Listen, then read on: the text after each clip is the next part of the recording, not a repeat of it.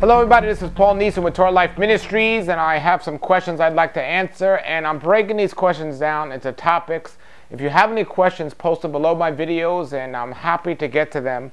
And I have a question now, or several questions, and I'm titling this, If You're New to Torah. And if you don't know what Torah is the foundation of all of Scripture. It's the first 5 books of the Bible, starting in Genesis, which means beginning, Bereshit. And if you don't have a good understanding of the beginning of the Scriptures, you're not going to have a good understanding of what Messiah wanted you to do, Yeshua, and how he wanted you to do it. The foundation is everything, because if the foundation is not strong, what's on top of it is going to be very weak. So we're going to be answering some questions, and I'd label this one New to Torah questions, because these are questions that are for people that are new to Torah, or people having questions about this. And I have so many different topics, and if you have any topic, just post them below the video. But here's the question. Dear Brother Paul, what are we supposed to be doing? I just started reading the Torah, and I want to do all he wants me to be doing.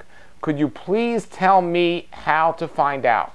Well, exactly. I'll tell you.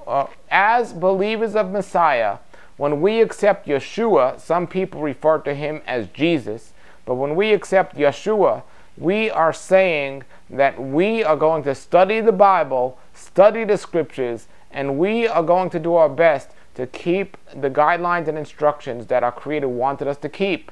And when we accept Yeshua, we want to follow the way he wants us to live. You know, he's known as Yeshua, but the original believers were called followers of the way. What way? Followers of the way of Messiah. And those followers are the people that are desirable to keep the guidelines and instructions of the Scriptures. Now, if somebody does that today, they'll be called a legalist, according to the church. Well, Messiah said, this is what we must do. We must be obedient and follow his way if we want to be blessed. I want to clarify this up, everybody. We're saved by the blood of Messiah, not by our works. However, if we're truly saved, we should have every desire to do the works, to study and learn what they are. And I applaud this person for this question, wanting to know what they shall be doing. Learn the Torah. Now, does that mean we need to keep all of the commandments of the Torah? There's 613 commandments of the Torah. And there's no way we can keep all of them, even if we desire to do so. Why? Because there are a good amount of them related to the temple, to sacrifices, and so on, that are no longer applicable to us today. But that's not an excuse to throw out the things that are applicable to us today, which leaves a very good amount of the things we should be doing. Now, most Christians will say, well, we don't even need to do those that are applicable to us today because we have the blood of Messiah and grace and everything else. No. Listen, if you can't even get at least 10 of the commandments or 10 of the things we should be doing, and you're not even desiring to do more, remember, we should have a desire to please his will.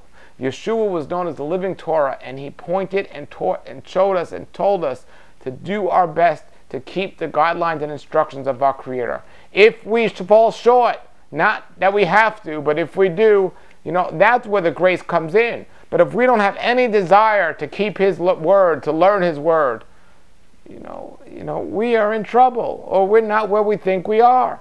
And there's a misunderstanding or a misteaching by the church today that lets people believe, and it's almost like they can use them accepting Messiah, or so-called grace as an excuse to live in sin. No, it's not an excuse to live in sin. Grace isn't supposed to take away sin. It's supposed to take away our sin nature.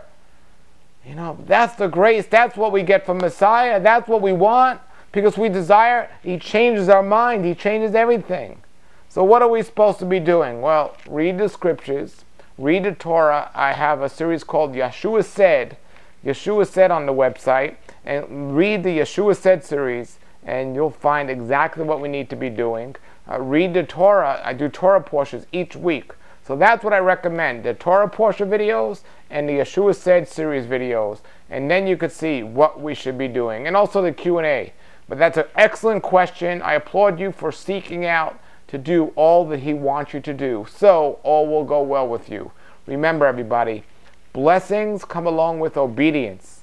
And the opposite of blessings is curses, which are attached to disobedience. Keep that in mind. Thank you for that question. Wonderful. All right, so keep that in mind, and that's what I recommend and suggest. And Torah life is a wonderful life, and I'm just excited that you're seeking to learn more and to grow. So thank you for your wonderful question. And if you have more questions specifically about what you should be doing about something, please answer again, and we'll get into it. And I have many topics to talk about that. But basically, as believers, we should be keeping or desiring to keep all that he wants us to do, and that is found in the scriptures. And never did he say, well, you no longer need to do these things. He said we need to keep Torah throughout all our generations. All right? Thank you very much for that questions, and shalom, shalom.